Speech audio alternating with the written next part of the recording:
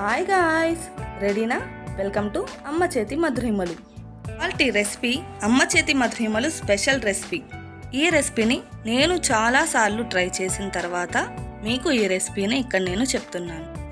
ఈ రెసిపీ కారం తక్కువగా స్వీట్గా ఉంటుంది. మీ పిల్లలకు కూడా భలే నచ్చుతుంది. అలాగని ఇందులో బెల్లం వాడుతున్నారని అనుకోవద్దు.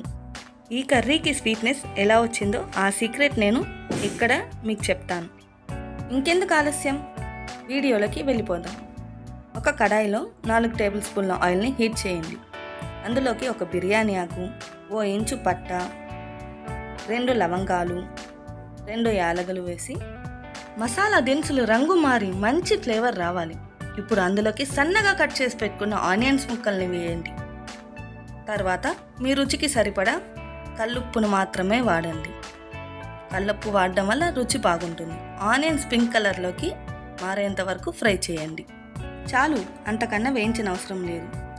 ఇలా వేగిన ఆనియన్స్లోకి 1 టేబుల్ స్పూన్ అల్లం వెల్లుల్లి పేస్ట్ వేసి పచ్చి వాసన పోయి బాగా గుమగుమలాడాలి అందాక వేయించాలి. ఇప్పుడు అందులోకి 1 టమాటోని సన్నని ముక్కలుగా కట్ చేసి వేసుకోండి.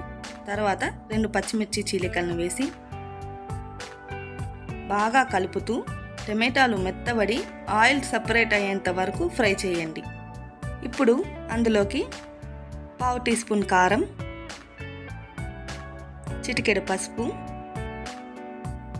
1/2 టీ స్పూన్ ధనియాల పొడి వేసి ఒకసారి బాగా కలపండి.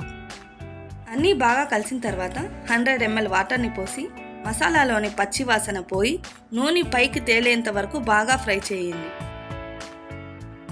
ముందుగా ఉడికించుకొని ఘాట్లు పెట్టుకున్న కోడిగుడ్లను వేసుకోండి. ఇప్పుడు అందులోకి పొట్టు తీసేసి ఉడికించి పెట్టుకున్న పనస గింజలను వేయండి. ఇప్పుడు మసాలా అంతా ఎగ్స్కి పనస గింజలకి బాగా పట్టేటట్లు 2 నిమిషాల పాటు కలుపుతూ ఫ్రై చేయండి. ఇప్పుడు ఇందులోకి 200 ml వాటర్ని పోసి ఒకసారి బాగా కలిపి మూత పెట్టి 5 నిమిషాల పాటు ఉడికించండి. ఆ తర్వాత మంటని సిమ్లో ఉంచి మరో 2 నిమిషాల పాటు ఉడికిస్తే ఈ విధంగా ఆయిల్ అనేది సపరేట్ అయిపోతుంది.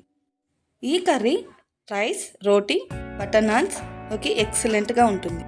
దీని రుచిని వర్ణించడానికి ఇక మాటలు లేవు. చాలామంది పనస తొనలు తిన్నప్పుడు అందులోని గింజలను పడేస్తూ ఉంటారు. అలా కాకుండా ఈ విధంగా కర్రీని ఒకసారి ట్రై చేయండి. ఈ కర్రీకి స్వీట్నెస్ ఎక్కడి నుంచి వచ్చిందో నేను మీకు ఇప్పుడు చెప్తాను. ఇందులో ఆనియన్స్ అలాగే పనస గింజలను వాడడం వల్ల అందులోని రియల్ స్వీట్నెస్ ఈ కర్రీలో ఉంటుంది. ఈ కర్రీ చేసిన రోజు మీ ఇంట్లో వాళ్ళు మరో 2 ముద్దలు ఎక్కువగానే తింటారు. మీ ఇంట్లో డెఫినెట్గా ట్రై చేయాల్సిన కర్రీ. నన్ను నమ్మి ఒకసారి మీ ఇంట్లో ట్రై చేయండి. అన్నట్టు మన ఛానల్ని సబ్స్క్రైబ్ చేసుకొని మరిన్ని వీడియోస్ చూడడం మర్చిపోకండి. మీ ఫీడ్బ్యాక్ని మీ కామెంట్స్ రూపంలో మాకు తెలియచేయండి.